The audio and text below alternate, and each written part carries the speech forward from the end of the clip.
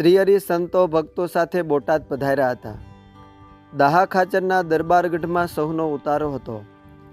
એક દિવસ દાહા ખાચરે શ્રીહરિને સૌ સંતો ભક્તો સાથે લઈને પોતાની વાડીએ પધારવા સારું અતિ આગ્રહ કર્યો.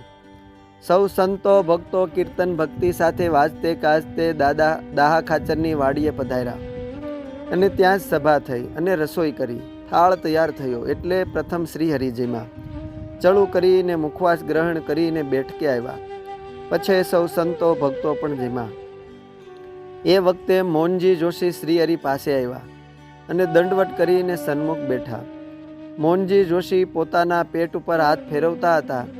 એ જોઈને શ્રીહરિ કહે, ભટ્ટજી જેમાં કે હા મહારાજ.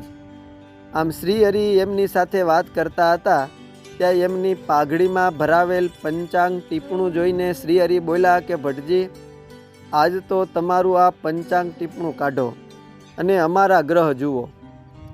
મોહનજી જોશી પોતાની પાઘડીમાંથી ટીપણું લેવા ગયા.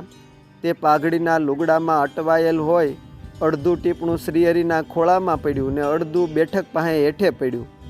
ટીપણાના કાગળ શ્રીહરિના ખોળામાં પડતા શ્રીહરિ ચમકા. એટલે મોહનજી જોશી કહે કે મહારાજ આ જોઈને તમે ચમકશો નહીં. જુઓ આ બધા ગ્રહો તો આપને આશરે આપના ખોળામાં આવીને પડ્યા છે. એટલે તમે એને કહી દેજો કે તમારા ભક્તો સાથે મિત્ર ભાવ રાખે. તમારા આગળ આ ગ્રહો કોઈને નડવા અને સમર્થ નથી. મહારાજ મોહનજી જોશી સામું જોઈને હસ્યા. સભામાં બેઠેલા મોહનજી જોશીની નિષ્ઠા જોઈને થયું કે આ ભટડો ટીપણાને આધારે નથી જીવતો પણ મહારાજની આવી દ્રઢ નિષ્ઠાને આધારે જીવે છે.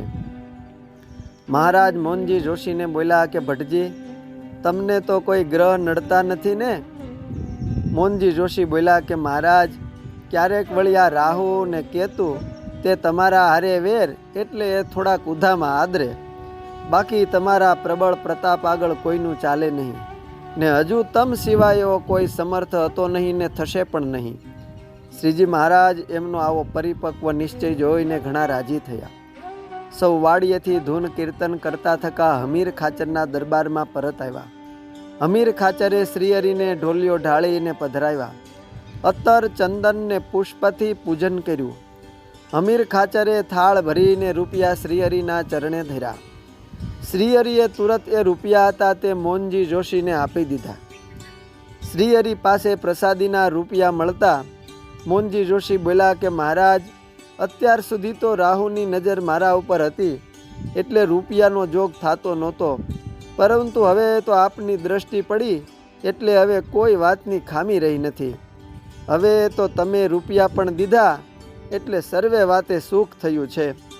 શ્રીહરિ બોલ્યા કે જેને આવા સ્વરૂપમાં અમારા સ્વરૂપમાં પરિપક્વ નિષ્ઠા છે એને કોઈ ગ્રહ કે પનોતી ક્યારેય નડી શકે જ નહીં. એ બધા શુદ્ર દેવોનું પરાત્પર પુરુષોત્તમ નારાયણ પાસે કશુંય ઉપજે નહીં. એટલે અમારા આશરે આવ્યા પછી નિશ્ચિંત રહેવું. આમ બોલીને મોહનજી જોશીના દ્રઢ નિશ્ચયને શ્રીહરિએ ખૂબ વખાણ્યો. અસ્તુ. જય સ્વામિનારાયણ. ભગવાન શ્રી સ્વામિનારાયણમાંથી.